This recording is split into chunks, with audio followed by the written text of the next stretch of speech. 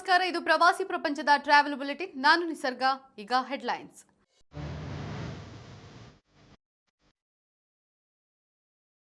ಆನೆ ಶಿಬಿರಗಳ ನಿರ್ವಹಣೆಗೆ ರೂಲ್ಸ್ ಇನ್ನೂ ಕಠಿಣ, ಕಣ್ಗಾವಲಿಗೆ ಸಿಸಿ ಕ್ಯಾಮೆರಾ ಅಳವಡಿಕೆ. ಇವಾಲ್ವ್ ಬ್ಯಾಂಕ್ ಆತಿಥ್ಯಕ್ಕೆ ಫಿದಾದ ಸ್ಯಾಂಡಲ್ವುಡ್ ತಾರೆ, ಕಬಿನಿ ಸೌಂದರ್ಯದ ನಡುವೆ ಹೆಜ್ಜೆ ಹಾಕಿದ ತಾರಾ ಅನುರಾಧ. ಕಾಫಿ ನಾಡಿನಲ್ಲಿ ಕಳೆಗಟ್ಟಿದ ಪ್ರವಾಸೋದ್ಯಮ ಕಾರ್ಯಕ್ರಮ, ಟೂರಿಸಂ ಅಭಿವೃದ್ಧಿಗೆ ವೇದಿಕೆಯಾದ ಡಿಸ್ಕವರ್ ಚಿಕ್ಕಮಗಳೂರು. ಓಂಕಾರೇಶ್ವರನ ವಿಶೇಷ ದರ್ಶನಕ್ಕೆ ಹೊಸ ಯೋಜನೆ, ರಕ್ತದಾನಿಗಳು ಮಾತ್ರ ವಿಐಪಿ ಎಂದು ಪರಿಗಣನೆ.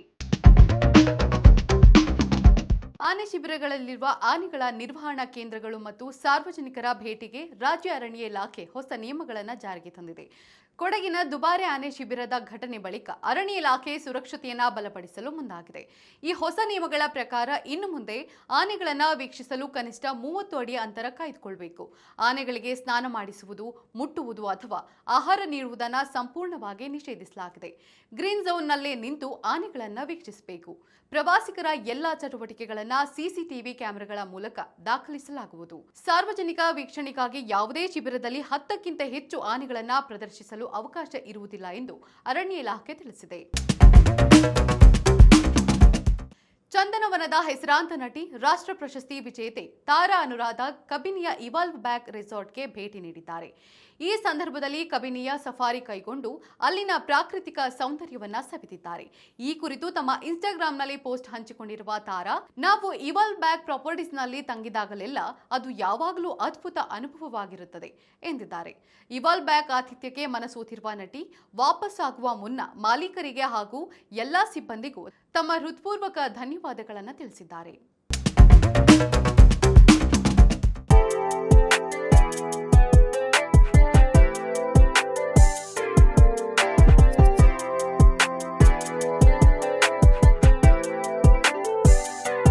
ಗಾಲ್ವೆಯನ್ನ ಸಿಟಿ ಆಫ್ ದಿ ಟ್ರೈಬ್ಸ್ ಎಂದು ಕರೆಯುತ್ತಾರೆ. ಮಧ್ಯಯುಗದ ಕಾಲದಲ್ಲಿ ಈ ನಗರವನ್ನ 14 ಪ್ರಮುಖ ವ್ಯಾಪಾರಿ ಕುಟುಂಬಗಳು ಆಳುತ್ತಿದ್ದವು. ಈ ಕುಟುಂಬಗಳು ನಗರದ ವಾಣಿಜ್ಯ ಮತ್ತು ರಾಜಕೀಯವನ್ನ ನಿಯಂತ್ರಿಸುತ್ತಿದ್ದವು. ಇಂದಿಗೂ ನಗರದ ಹಲವು ಸ್ಮಾರಕಗಳು ಮತ್ತು ರಸ್ತೆಗಳಲ್ಲಿ ಈ 14 ಕುಟುಂಬಗಳ ಕುರುಹುಗಳನ್ನ ಕಾಣಬಹುದು. ವಿಶ್ವ ಪ್ರಸಿದ್ಧವಾದ ಕ್ಲಾಡಗ್ ರಿಂಗ್ ಮೂಲತಃ ಇಲ್ಲಿನ ಕ್ಲಾಡಗ್ ಎಂಬ ಮೀನುಗಾರಿಕಾ ಹಳ್ಳಿಯಲ್ಲಿ ಸೃಷ್ಟಿಯಾಯಿತು. ಉಂಗುರದಲ್ಲಿರುವ ಹೃದಯ ಪ್ರೀತಿಯನ್ನು, ಕೈಗಳು ಸ್ನೇಹವನ್ನು ಮತ್ತು ಕಿರೀಟವು ನಿಷ್ಠೆಯನ್ನ ಸೂಚಿಸುತ್ತವೆ. ಈ ಉಂಗುರವನ್ನ ಧರಿಸುವ ರೀತಿ ವ್ಯಕ್ತಿಯ ವೈವಾಹಿಕ ಸ್ಥಿತಿಯನ್ನ ತಿಳಿಸುತ್ತದೆ. ಗಾಲ್ವೆ ನಗರವು ತನ್ನ ಅದ್ಭುತ ಕಲೆ, ಸಂಗೀತ ಮತ್ತು ಉತ್ಸವಗಳಿಗೆ ಹೆಸರುವಾಸಿ. 2020ರಲ್ಲಿ ಇದನ್ನ ಯುರೋಪಿನ ಸಾಂಸ್ಕೃತಿಕ ರಾಜಧಾನಿ ಎಂದು ಘೋಷಿಸಲಾಗಿತ್ತು. ಹಾಗಾದ್ರೆ ಗಾಲ್ವೆ ಯಾವ ದೇಶದಲ್ಲಿದೆ? ಕರ್ನಾಟಕ ಪ್ರವಾಸೋದ್ಯಮ ಸೊಸೈಟಿ, ಕರ್ನಾಟಕ ರಾಜ್ಯ ಪ್ರವಾಸೋದ್ಯಮ ಇಲಾಖೆ ಹಾಗೂ ಚಿಕ್ಕಮಗಳೂರು ಜಿಲ್ಲಾ ರೆಸಾರ್ಟ್ ಮಾಲೀಕರ ಸಂಘದ ಸಹಯೋಗದಲ್ಲಿ ಡಿಸ್ಕವರ್ ಚಿಕ್ಕಮಗಳೂರು ಎಂಬ ಕಾರ್ಯಕ್ರಮವನ್ನು ಆಯೋಜಿಸಲಾಯಿತು. ಜೂನ್ 16ರಿಂದ 3 ದಿನಗಳ ಕಾಲ ನಡೆಯಲಿರುವ ಈ ಅದ್ಭುತ ಕಾರ್ಯಕ್ರಮವು ಚಿಕ್ಕಮಗಳೂರಿನ ಪ್ರವಾಸೋದ್ಯಮ ಹಾಗೂ ಆತಿಥ್ಯ ಕ್ಷೇತ್ರದ ಅಭಿವೃದ್ಧಿಗೆ ಪೂರಕವಾಗುವಂತಹ ಮಹತ್ವದ ವೇದಿಕೆಯಾಗಿ ಹೊರಹೊಮ್ಮಿದೆ. ಈ ಸಂದರ್ಭದಲ್ಲಿ ಕೆಎಸ್ಟಿಡಿಸಿಯ ಚೇರ್ಮನ್ ಎಂ ಶ್ರೀನಿವಾಸ್, ವಿಶ್ವವಾಣಿ ಪ್ರಧಾನ ಸಂಪಾದಕರಾದ ವಿಶ್ವೇಶ್ವರ ಭಟ್, ಸರ್ಕಾರದ ಪ್ರವಾಸೋದ್ಯಮ ಇಲಾಖೆಯ ಕಾರ್ಯದರ್ಶಿಗಳಾದ ಡಾಕ್ಟರ್ ತ್ರಿಲೋಕ್ ಚಂದ್ರ, ಕರ್ನಾಟಕ ರಾಜ್ಯ ಪ್ರವಾಸೋದ್ಯಮ ಅಭಿವೃದ್ಧಿ ನಿಗಮದ ವ್ಯವಸ್ಥಾಪಕ ನಿರ್ದೇಶಕರಾದ ಶಿವಪ್ರಸಾದ್ ಪಿಆರ್ ಸೇರಿದಂತೆ ಹಲವು ಗಣ್ಯರು ಭಾಗವಹಿಸಿದರು. ಓಂಕಾರೇಶ್ವರ ಜ್ಯೋತಿರ್ಲಿಂಗ ದೇವಾಲಯದಲ್ಲಿ ವಿಐಪಿ ದರ್ಶನಕ್ಕೆ ವಿಶೇಷ ಯೋಜನೆಯನ್ನ ಜಾರಿಗೆ ತರಲಾಗಿದೆ. ದೇವಾಲಯದಲ್ಲಿ ರಕ್ತದಾನಿಗಳಿಗೆ ಉಚಿತ ವಿಐಪಿ ದರ್ಶನ ಕಲ್ಪಿಸಲಾಗಿದೆ ಎಂದು ಆಡಳಿತ ಮಂಡಳಿ ತಿಳಿಸಿದೆ.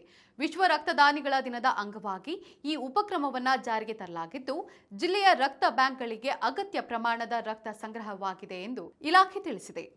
ಈ ಮೂಲಕ ರಕ್ತದಾನ ಮತ್ತು ಧಾರ್ಮಿಕ ಪ್ರವಾಸೋದ್ಯಮವನ್ನು ಒಟ್ಟುಗೂಡಿಸುವ ಈ ಪ್ರಯತ್ನಕ್ಕೆ ದೇಶದೆಲ್ಲೆಡೆ ವ್ಯಾಪಕ ಮೆಚ್ಚುಗೆ ವ್ಯಕ್ತವಾಗ್ತಾ ಇದೆ. ರಕ್ತದಾನವನ್ನ ಮಹಾದಾನವೆಂದು ನಂಬಿರುವ ನಮ್ಮ ಸಂಸ್ಕೃತಿಯ ಮೆರುಗು ಈ ಯೋಜನೆಯಿಂದ ಹೆಚ್ಚಿದೆ ಎಂದು ನೆಟ್ಟಿಗರು ಅಭಿಪ್ರಾಯಪಟ್ಟಿದ್ದಾರೆ. ಈಗ ಕ್ವಿಜ್ ಟೈಮ್. ಇಂದಿನ ಪ್ರಶ್ನೆ, ಜೆರುಸಲೆಂನಲ್ಲಿರುವ ಪ್ರಸಿದ್ಧ ಮಸೀದಿಯ ಹೆಸರೇನು?